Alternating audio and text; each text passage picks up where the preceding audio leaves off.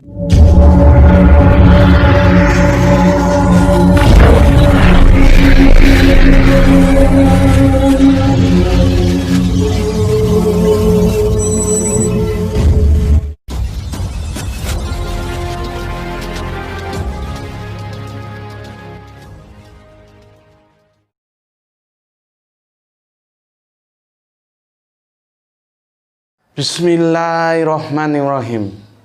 Assalamualaikum warahmatullahi wabarakatuh. Terlalu serius ya kesannya. Jadi kaku. Santai aja ya, nggak usah kaku-kaku, nggak usah serius-serius amat. Seriusnya cukup serius, nggak usah serius-serius. Bismillahirrahmanirrahim. Oke, udah siap ya? Kita lanjutkan kajian kita. Kemarin itu seri pertama yang di-request oleh teman kita ya. Seri pertama Allah atau Allah ya. Sekarang berarti seri kedua. Bedanya di mana di sini? Hanya di sini aja. Ini pakai A. Loh, tak pikir merah ini. Ini merah. Ini pakai A, ini pakai O. Ya, bedanya di situ. Terus mana yang benar antara A dan O? Ini ya, ini judul kita. Serinya yang kedua. Mana yang benar antara Allah atau Allah ya. Aku sudah jelaskan kemarin kalau kita itu kan masalah spelling ya. Jadi sementara begini loh. Image yang sudah berkembang dalam keindonesiaan kita, kalau Allah itu orang Kristen. Kalau Allah itu orang Islam. Kan gitu ya. Kemarin sudah aku jelaskan bahwa di dalam Arabian itu tidak ada O, yang ada A ya. Jadi kalau kita kembalikan ke Arabiannya, kalau kita mau benar-benar murni dikembalikan ke Arabiannya berarti Allah. Adapun Allah itu sekedar spelling pengaruh lugotan Jawa ya, karena Jawa paling kaya O gitu. Terus adapun yang kemudian image itu berkembang sampai sekarang, kalau Allah itu Kristen terus Allah itu Islam, kadang-kadang saking terpaksanya ditulis Allah tapi orang bacanya Allah gitu. Sebetulnya nggak usah ribet-ribet gitu sih ya. Boleh jadi nih seperti aku bilang kemarin, WJS Purwodarminto itu kan bapak kita yang membuat kamus bahasa Indonesia, itu kan orang Katolik gitu loh.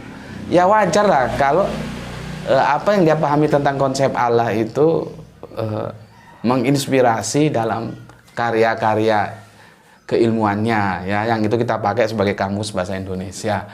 Jadi sebetulnya itu nggak perlu diperdebatkan ya, mau pakai Allah asal kita tahu duduk permasalahannya.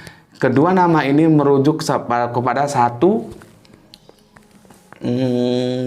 eksistensi yang sama. Tapi kalau mau benar-benar murni kembali ya kembali saja ke Arabiannya yang aku bilang kemarin ya, Allah ini. Oke. Itu introduction-nya. Sekarang ya, aku mau jelaskan itu begini, ya.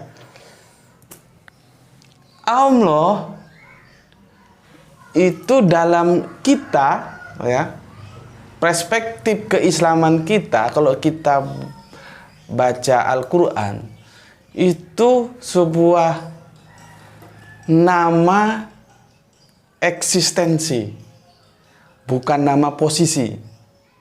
Ini yang harus dipahami dulu ya. Seperti gini loh ya. Katakanlah supaya gampang, Soekarno itu nama eksistensi. Ya. Terus presiden itu nama posisinya. Ya. Nah, Allah ya. Allah itu ya. Itu bagi kita Islam itu nama eksistensi, bukan nama posisi.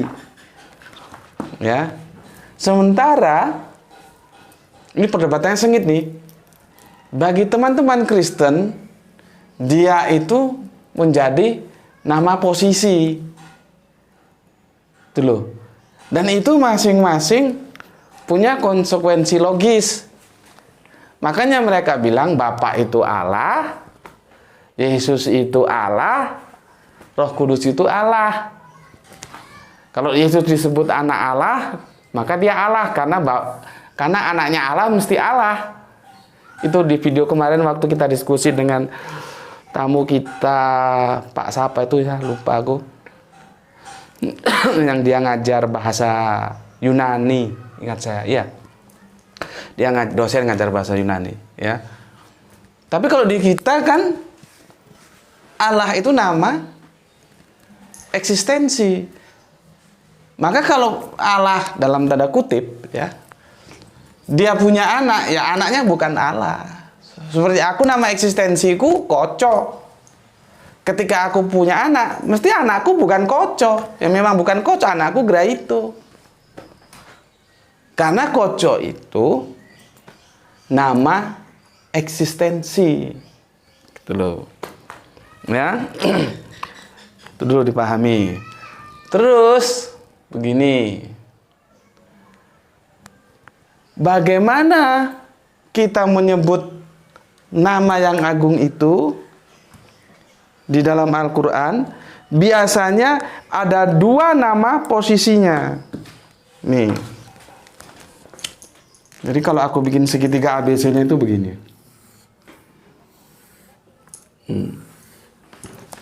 Ya.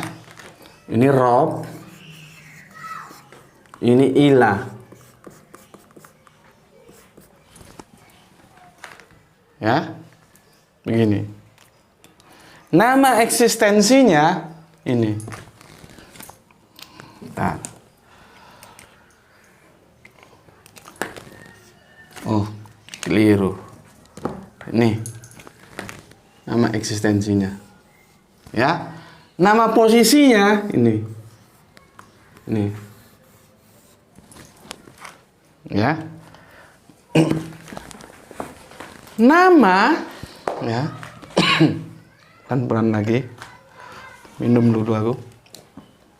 Bismillahirrahmanirrahim. Nama itu tidak boleh diterjemahkan. Meskipun ada nama yang bisa diterjemahkan, tapi dia ketika menjadi nama itu tidak boleh diterjemahkan. Gitu loh. Jangankan diterjemahkan, ya. Misalkan aku nama, misalkan Koco, ya. Koco itu kaca. Terus aku ambil doktor di Harvard sana, ya, di Inggris. Ketika aku daftar, ya namaku tetap Koco. Tidak boleh ada yang mengganggu namaku terus diganti Mirror. Tidak boleh. Meskipun Koco itu bisa diterjemahkan Mirror. Gitu loh. Ya, jadi begini. Nama itu tidak boleh diterjemahkan. Nama ada dua. Ada nama yang bisa diterjemahkan, ada nama yang tidak bisa diterjemahkan. Tetapi meskipun nama itu bisa diterjemahkan, dia tidak boleh diterjemahkan. Nah, bingung nggak kamu dengan kalimatku? Ya, tidak boleh dan tidak bisa itu beda loh, ya. Tapi nanti kamu tahulah, aku jelasin dalam kalimat, kamu ribet nanti, kamu pahami aja di sini. Ya. Oke. Kalau Rob itu dia sebagai apa? Ya. Kalau Ilah itu sebagai apa? Banyak terjemahannya. Kalau Ilah itu sebagai penggerak kehidupan. Penggerak kehidupan. Kalau Rob itu pelindung, pelindung aja ya, nanti terjemahannya lain banyak, ada pelindung, pengayom, pembimbing ya. Nih. Ini bisa diterjemahkan. Ya. Tapi ketika masuk Allah, ini tidak bisa mau diterjemahkan apa nih Allah ini. Ya. Paham? Mau diterjemahkan Allah. Ya. Bisa nggak diterjemahkan? Nggak bisa. Ya dia Allah. Ya. Nggak bisa diterjemahkan. Dan tidak boleh diterjemahkan. Ya. Ini Rob, ilah, ini posisi dia. Ya. Sebetulnya ini harus dipahami sebagai sebutan. Siapa Rob? Ya Allah. Siapa ilah? Ya Allah. Bagi kita. Tapi Rob bagi orang lain ya mungkin beda lagi. Ilahnya beda lagi. Bagi kita, ini kan aku berbicara tidak dalam konteks comparative religion ya. Dalam konteks internal Islam. Robnya orang Islam itu punya nama. Namanya siapa? Allah. Ilahnya juga punya nama. Namanya siapa? Allah. Bagi orang lain ya punya Rob, tapi nggak Rob sopo ya urusan ngono.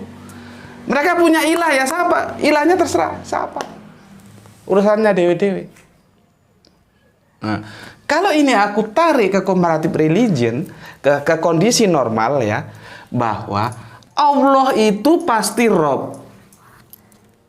Ya, Allah itu pasti ilah.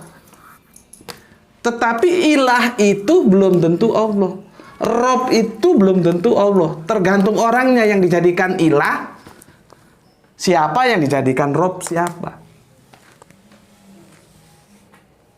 Gitu loh. Ya.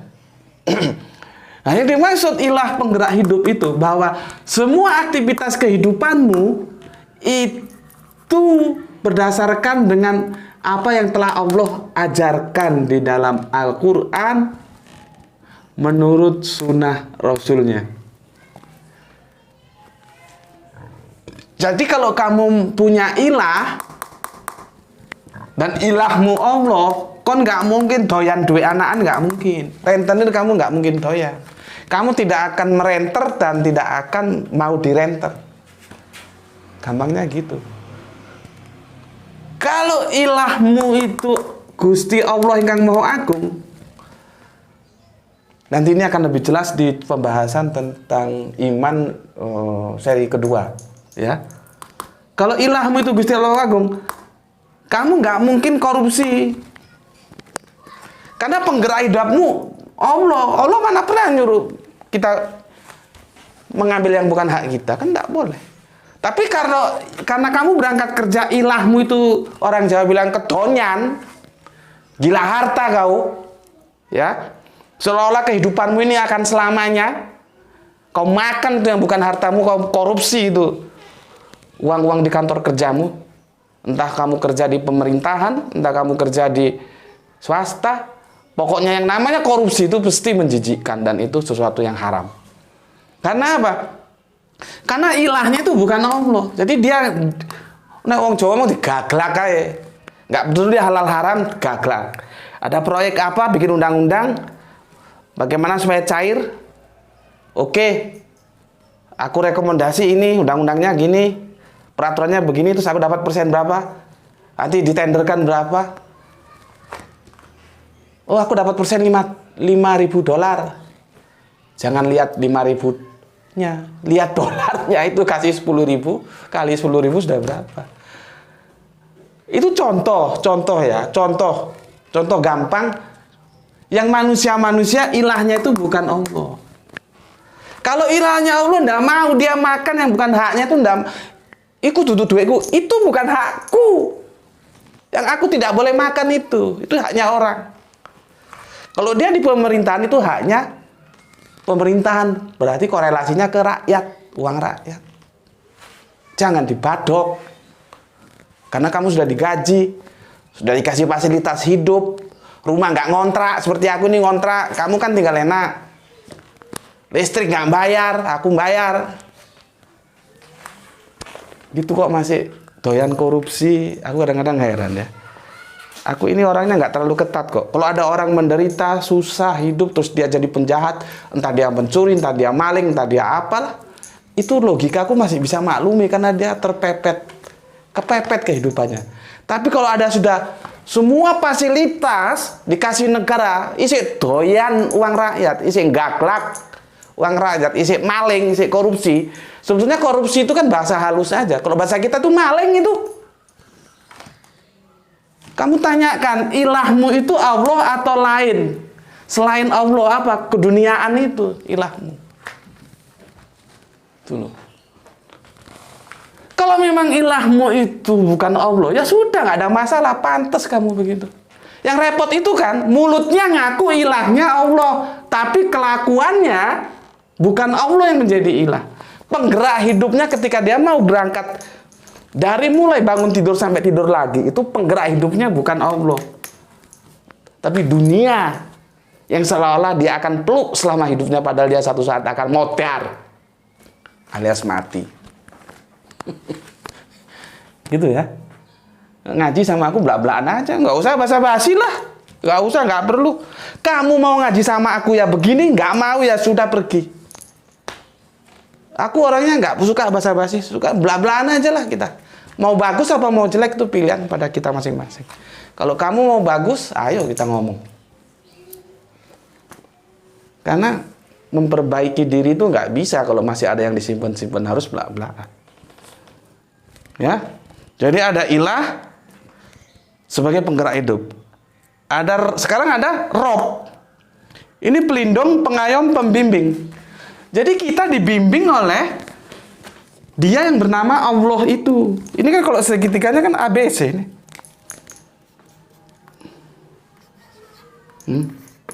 Ya? Ini yang membimbing kita. Pembimbing atau pelindung, pengayom, guru, mengajar kita. Kalau ini pembimbingmu, kamu ngaku pembimbingmu, kecuali kamu ngaku pembimbingmu dakjal gue ya nggak masalah, terserah ya. Kalau kamu ngaku ini pembimbingmu, ya kamu harus manut dengan yang dibimbing itu. Dengan apa Gusti Allah membimbing kita? Ya dengan ajaran. Ajarannya apa? Nih, Al-Quran. Oke? Paham kau di sini? Sudah berapa menit deh? Coba lihat. Oke, aku genepin 20 menit ya. Jadi sekali lagi, nama itu tidak boleh diterjemahkan. Walaupun nama itu bisa diterjemahkan, itu harus tidak diterjemah, cukup diketahui saja. Sebetulnya seperti Rob, Ilah itu nggak usah diterjemahkan. Repotnya ketika dia masuk ke Indonesiaan kita, dia jadi ini loh. Jadi ini. Nih. Yang aku pernah bahas, yang ini orang-orang Kristen pada kelabakan semua, terutama yang Tritunggal. Dia nggak tahu kalau Tuhan itu berasal dari kata Tuhan. Ini repotnya. Aku kan sudah ngomong di debat-debatku juga, kamu lihat lah ya. Ini ya, ini merah apa ini? Hitam. Ini ya. Kalau kamu baca Al-Quran di terjemahan Indonesia, Rob itu ya jadinya ya Tuhan diterjemahkan. Ini yang bikin kacau. Makanya sebetulnya nggak usah diterjemahkan, cukup diketahui aja. Ini jadi Tuhan, Rob itu, Ilah itu ya jadi Tuhan, sama-sama jadi Tuhan. Makanya kalau kamu baca ketemu kata Tuhan, kembalikan ke original teksnya. Dia Tuhan yang Rob atau Tuhan yang Ilah. Gitu loh. Paham? Dia Tuhan yang Rob apa Tuhan yang Ilah? Lihat, kembali ke original teksnya. Itu sebuah keuntungan bagi kita bahwa kita masih punya original teksnya. Ya, oke, aku kasih kesimpulan sementara. Nama itu tidak boleh diterjemahkan, ya, karena memang nama itu tidak bisa diterjemahkan. Contohnya Allah. Satu. Yang kedua, memang ada nama yang bisa diterjemahkan, ya. Itu nanti kita lihat di penjelasan berikutnya. Dia bisa diterjemahkan karena dia dibentuk dari kata jadian. Ya. Bisa diterjemahkan. Ya. Nanti itu akan kita kupas di 99 Asmaul Husna. Ya. Tetapi secara garis besarnya Allah, Rob dan Ilah. Ya. Oke, aku lagi. Tetapi meskipun bisa diterjemahkan, itu nggak harus diterjemahkan. Cukup dimengerti, oh maksudnya begitu. Kenapa? Kacau nanti. Seperti gini contohnya. Quran surat An-Nisa. Cukup diketahui saja. An-Nisa itu apa? Jangan terus kamu ganti Quran surat cewek. Gimana itu? Quran surat betina. Quran surat wanita. Quran surat perempuan. Begitu. Kan enggak, tapi cukup diketahui aja gitu. Oke ya, nanti kita lanjutkan di seri yang ketiga. Assalamualaikum warahmatullahi wabarakatuh.